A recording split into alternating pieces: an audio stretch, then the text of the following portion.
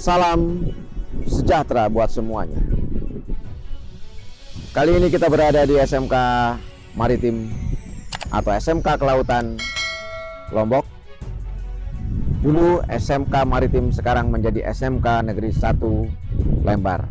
SMK ini menyelenggarakan 4 kompetensi utama bidang kemaritiman. Kita akan lihat kompetensi apa saja yang dikembangkan dan apa yang mereka lakukan di SMK Negeri 1 Lembar.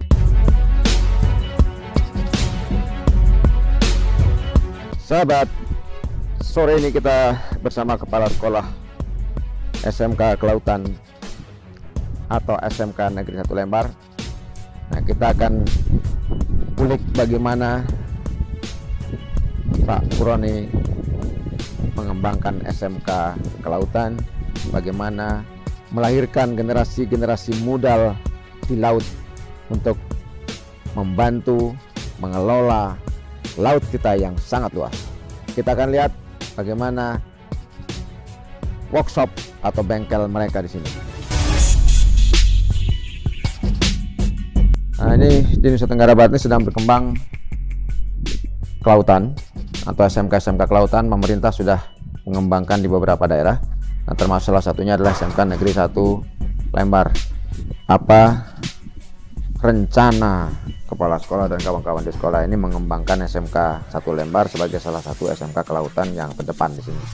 Alhamdulillah, begini keadaan kita sampai saat ini. Anak-anak dalam kondisi pandemi seperti ini tetap semangat, tetap belajar. Di workshop kami yang sederhana ini, insya Allah mudah-mudahan tetap bisa bermanfaat juga untuk anak-anak pembelajarannya. Jadi untuk tujuan atau goal kita ke depan sebenarnya untuk anak-anak kita di core kemaritiman ini, sesuai dengan amanat yang diberikan kepada kita, bahwa bagaimana memberikan kontribusi nyata terhadap kemaritiman yang ada di NTB. Nah, di sekolah kami sendiri ada 6 jurusan. Yang pertama yaitu yang nautika dan teknika kapal niaga. Yang kedua ada nautika, teknika kapal penangkap ikan, dan yang berikutnya adalah ada agribisnis perikanan. Jadi yang saat ini yang kita berada di workshop dan bengkel teknika kapal, yaitu kapal niaga maupun kapal penangkapan. Jadi untuk anak-anak tetap belajar seperti biasa, dan kebetulan kita juga ini salah satu tempat teaching factory juga untuk anak-anak. Kita kerjasama dengan PT HJR yang sudah HJR Marine yang salah satu teknisi expertnya juga berdatang dari perusahaan. Nah, untuk di sertifikasi kelautan yang ada di SMK kita, insya Allah mudah-mudahan ke depan kami sudah berdiskusi, sudah menentukan roadmap-nya bagaimana perkembangan kemaritiman untuk anak-anak kita. Yang intinya adalah bagaimana keterserapan taruna-taruna kami, taruna-taruni kami yang ada di SMK ini, begitu mereka lulus, keterserapannya mereka di dunia kerja mereka harus sudah diserap seperti itu. Nah, maka daripada itu kami bekerja sama juga dengan beberapa dunia usaha dan dunia industri yang ada di sekitar Lembar maupun ada di Indonesia. Salah satunya di PT Stipindo, itu merupakan salah satu perusahaan yang bergerak di bidang sertifikasi kelautan, dan insya Allah ke depan kami sudah berdiskusi dengan Pak Kepala Dinas dalam rangka persiapan untuk approval untuk jurusan teknika dan nautika kapal niaga. Dan ini kita usahakan salah satu SMK yang menjadi core kemaritiman yang ada di NTB menjadi salah satu SMK yang sudah terapprove di Indonesia bagian timur. Nah, ini yang tugas besar kami, saya sebagai kepala sekolah untuk mewujudkan itu semua. Nah, bagaimana, apa tujuannya, apa harapannya setelah mereka approval? Nah, inilah maksudnya penyelarasan kurikulum itu, penyelarasan dunia kerja dengan dunia industri itu harus betul-betul dimatchingkan, harus betul-betul dipasangkan dengan industri. Nah, ke depan begitu mereka sudah tersertifikasi dan sekolah kita sudah tersertifikasi, kita berpikirnya bukan hanya di dalam negeri kita, tapi persiapan anak-anak kita ini mereka akan dapat terserap di dunia kerja di luar negeri. Nah, ini yang kita harapkan, karena outputnya di SMK Kemaritiman itu tujuannya untuk pekerja migran Indonesia yang ada tentunya dengan expert dan keahlian yang baik seperti itu. Nah, apa yang menjadi tujuannya dari approval ini adalah mereka sudah tersertifikasi secara basically, secara institusi, baik itu dari Pusbang Laut, baik itu dari Perhubungan Laut, itu mereka akan sangat gampang sekali ketika mereka keluar sebagai taruna dan sudah memegang yang namanya sertifikat ANT 4. Dan ini kita udah kerjasama, kita udah ngobrol-ngobrol banyak dengan Kepwawan bagaimana mereka nanti keterserapan mereka bisa sangat banyak sekali peluang yang ada di Timur Tengah. Seperti di Pelabuhan Jaharah yang ada di Timur Tengah, itu sangat dibutuhkan sekali taruna-taruna atau perwira-perwira kapal niaga yang akan bekerja di kapal kargo, kapal minyak dan sebagainya, itu sangat banyak sekali. Dan ini orientasi kita ke depan. Nah, mungkin saat ini masyarakat belum begitu belum begitu wah bagaimana kemaritiman ini. Nah, bagaimana itu yang niaga? Bagaimana dengan yang NKPI? Bagaimana dengan yang penangkapan? Selama ini penangkapan kita punya luas 75% Indonesia ini punya luas laut yang sangat banyak, yang sangat luas seperti itu. Dan ini belum tereksplorasi. Kita sering mendengar bahwa negara-negara lain sering banyak melakukan pencurian atau illegal fishing di perairan Indonesia. Nah, ini suatu keprihatinan buat kami. Artinya seperti apa, bagaimana anak-anak kami disiapkan untuk menjadi pelaut-pelaut handal, bagaimana bisa mengeksplorasi di negerinya sendiri semacam itu. Ini adalah salah satu yang terdepan di kawasan timur Indonesia. Dengan segala keterbatasan yang ada, SMK ini berjuang menghasilkan sumber daya manusia di laut untuk menjadi lebih kuat dan berkualitas. Satu cara untuk bersaing dengan negara-negara luar, negara-negara yang lebih maju dalam sektor atau di sektor kelautan. Kita dukung terus pengembangan SMK kelautan di seluruh Indonesia, karena disinilah kita, disinilah Indonesia, dan merekalah aktor di laut. Mari kita lihat yang lain.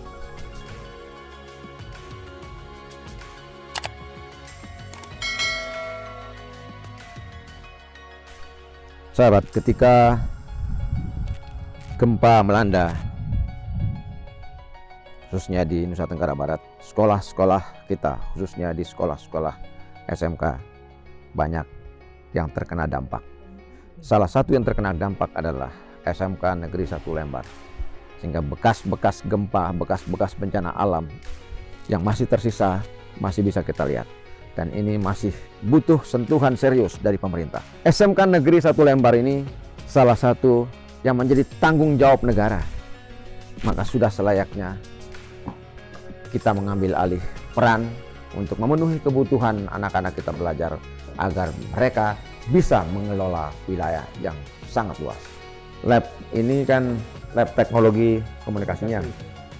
Ini lab teknologi komunikasi dan masih sangat sederhana, ya. Dan ini butuh sentuhan dan ruangan yang lebih layak untuk menjadi laboratorium telekomunikasi laut atau telekomunikasi perhubungan. Nah, bagaimana kepala sekolah dan kawan-kawan di sini menyiasati keterbatasan yang ada ini? Jadi kami di sini ini adalah salah satu ruang praktikum untuk komunikasi perhubungan di laut. Salah satu simulasi-simulasi seperti GPS, seperti radio dan lain sebagainya. Itu ini salah satu sebenarnya komunikasi perhubungan itu dia terupdate terus. Nah, ini salah satu contohnya, tapi ini belum diupdate. Jadi kami salah satu cara adalah mereka kita semacam studi lapangan seperti di kapal, seperti di KSOP, kita untuk mengetahui alat-alat atau seperti apa alat-alat terbaru yang mereka punya, yang ada, yang digunakan, yang diaplikasikan di kapal laut semacam itu. Nah, ini salah satu contoh saja yang mereka bisa lihat seperti ini namanya seperti GPS, seperti fish finder dan sebagainya untuk alat penangkap ikan, untuk mengetahui kedalaman laut dan sebagainya, untuk melihat keadaan ikan di dalam laut semacam itu. Ini salah satu bentuk-bentuknya dan itu yang kami bisa harapkan, dan mereka lebih banyak belajar ketika pada saat mereka praktik kerja industri. Nah, itu semacam itu, mungkin itu. Ya, ini peralatan yang sangat terbatas, masih sangat terbatas dan masih sangat ketinggalan, ya. Kita lihat ini peralatan-peralatan lama yang masih ada di sini dan mestinya sudah diremajakan. Peralatan yang sangat terbatas, satu fish finder, lalu satu ada echo sounder. Nah, ini dipergunakan oleh siswa yang banyak dengan persentase yang tidak berimbang. Oleh karena itu, mari kawan-kawan industri, kami mengundang kawan-kawan khususnya yang bergerak di bidang kelautan dan kemaritiman untuk membantu berkontribusi di dalam pembangunan SMK kelautan kita agar kita tidak tertinggal dan kita mampu mengelola laut ataupun apa yang kita miliki di laut. Kita akan lihat bagaimana SMK kelautan kita di seluruh Indonesia berkembang, bersaing, dan mengambil peran di lautan kita sendiri. Mari dukung terus pengembangan SMK kelautan di seluruh Indonesia.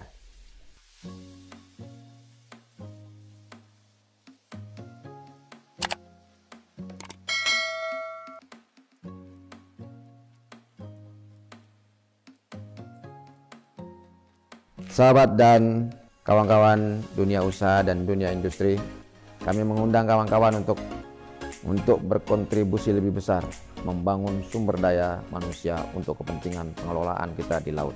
Peralatan sederhana ini adalah simulasi yang dipergunakan oleh anak-anak kita belajar memahami dan belajar mendalami pengelolaan sektor maritim dan kelautan. Bagaimana mereka belajar dan menggunakan simulasi yang sangat terbatas dengan jumlah siswa yang cukup besar. Ini adalah salah satu simulator yang berbasis CBT. Sebenarnya ini sebagai salah satu media pembelajaran saja yang digunakan oleh anak-anak untuk mempelajari salah satu mata pelajaran datar. Jadi di sini bisa dilihat, namun kemarin ini karena sering dipakai atau pas pada saat petir, pada saat itu mati satu, jadi kondisinya masih seperti ini. Dan kami berharap juga ke depan mudah-mudahan ini dari alat sederhana ini bisa menghasilkan pilot-pilot kami yang handal. Mudah-mudahan pemerintah dalam hal ini juga bisa memberikan kami artinya stimulan untuk peralatan yang lebih baik dalam memberikan pelayanan pembelajaran kepada anak-anak.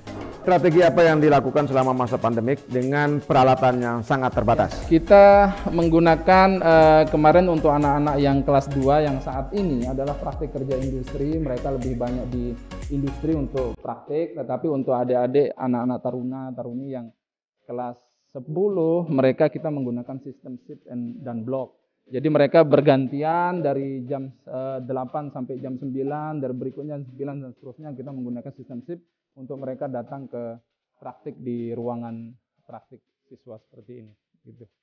Sistem yang dipergunakan adalah sistem blok ya? Ya, sistem blok, shift dan blok. Jadi dengan menggunakan blok sistem dalam pembelajaran praktek ini paling kurang dapat mengatasi kekurangan-kekurangan yang ada atau hambatan-hambatan yang ada di dalam memenuhi kebutuhan atau kewajiban pembelajaran anak-anak kita.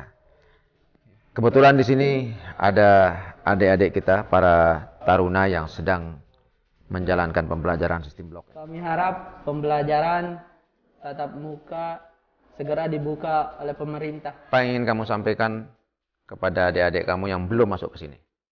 Kita sama-sama berjuang mempertahankan sumber daya alam di laut.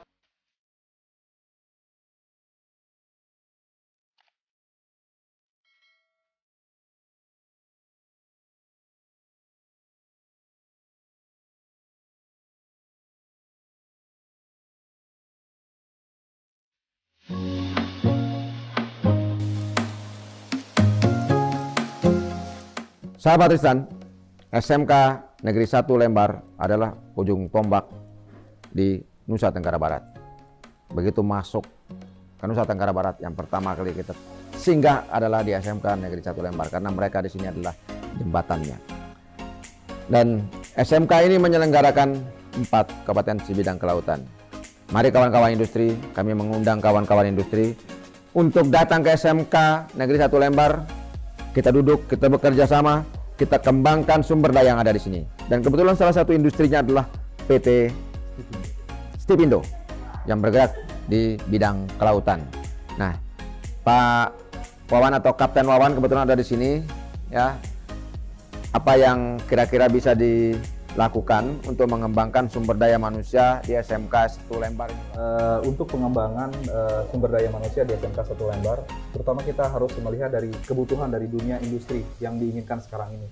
Kebutuhan industri yang sekarang diinginkan ini adalah bagaimana mendapatkan calon-calon pelaut yang memiliki kompetensi standar. Karena orientasi berpikir saya adalah untuk calon-calon pelaut yang bekerja di luar negeri.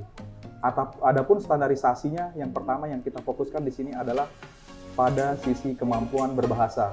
Kemampuan bahasa Inggris sebagai bahasa dasar pergaulan internasional harus dimiliki, di mana nanti orientasi berpikir yang saya ingin kembangkan adalah bahwa dunia maritim itu atau ilmu maritim itu tidak sesulit yang dibayangkan. Pada dasarnya kehidupan di dalam ilmu maritim itu bisa kita lakukan atau bisa kita aplikasikan dalam kehidupan kita sehari-hari di sekolah ini sendiri. Sehingga contoh kegiatan-kegiatan maritim seperti pelajaran maritim seperti isyarat visual dan komunikasi tersebut itu bisa diaplikasikan dalam bentuk kegiatan ekstrakurikuler pramuka. Nah, itu dalam kegiatan di mana sekolah kejuruan sendiri 70%-nya adalah praktikal dan 30%-nya adalah kegiatan teori. Di mana kalau saya malah tidak menginginkan si siswa ini terlalu banyak di kelas, tapi bagaimana mengaplikasikan ilmu-ilmu maritim itu di luar ruang kelas, praktikalnya sendiri. Itu. Jadi ketika siswa terbiasa, konteks di sini yang saya katakan adalah siswa terbiasa melaksanakan kegiatan-kegiatan kemaritiman dalam bentuk aplikasi tersebut, sehingga nanti dalam proses persaingan dalam dunia internasional, saya berbicara konteksnya dunia internasional bukan domestik lagi, mereka akan secara personal itu akan dengan sesuatu yang dibiasakan, tidak akan merasa gugup untuk melaksanakan interview atau dalam tahap menuju keinginan apa yang diinginkan oleh dunia industri internasional itu sendiri. Saya rasa seperti itu. Ya, Cap, ini kita bicara soal kurikulum. Ya. Apa yang bisa dilakukan oleh kawan-kawan praktisi di laut, terutama ini yang kapten, misal kapten-kapten, kawan-kawan kapten ini, untuk membantu pengembangan kurikulum di SMK Kelautan. Oke, dari sisi kurikulum sendiri di laut itu di dalam dunia perhubungan laut itu sendiri kita mengacu pada STCW 2010, di mana STCW dalam pendidikan kemaritiman mengacu pada IMO Model Course 703 dan 704. 703 untuk anak nautika, siswa nautika, 704 untuk siswa teknika. Di mana di dalam STCW tersebut di situ hanya tidak menuntut mengenai kurikulum dan silabus, tapi di dalam STCW 703 itu hanya menuntut capaian-capaian yang diinginkan oleh seorang siswa. Nah, kurikulum dan silabus tersebut sudah tertata rapi di dalam sistem pendidikan SMK Maritim itu sendiri. Tinggal sekarang kita kembali lagi ke dalam konteks yang dikatakan dari SMK itu sendiri, maupun dengan prinsip bahwa authentic learning. Authentic learning itu bagaimana kurikulum itu bisa diadaptasikan dalam bentuk aplikasi-aplikasi yang setiap hari bisa kita laksanakan. Sehingga capaian-capaian tersebut tentu saja dari sisi administratif perlu ada pelaporan-pelaporan untuk capaian administratif itu sendiri. Tapi di sini kita juga kombinasikan dengan capaian-capaian dalam bentuk outcome siswa itu sendiri ketika terserap dalam dunia industri. Fokus saya lebih kepada itu. Ya, sahabat Tristan,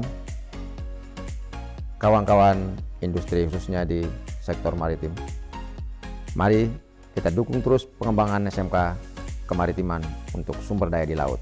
Namun demikian, perlu kita ingat bahwa anak-anak kita juga membutuhkan sertifikasi ANT 1, 2, 3, 4 sampai kepada sertifikasi IMO agar mereka bisa bebas di laut dan bisa bebas menyeberang kemana saja.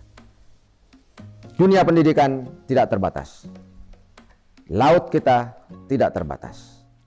Maka mari kita kembangkan seluruh sumber daya yang ada untuk kepentingan pembangunan nasional di laut, di darat, maupun di udara.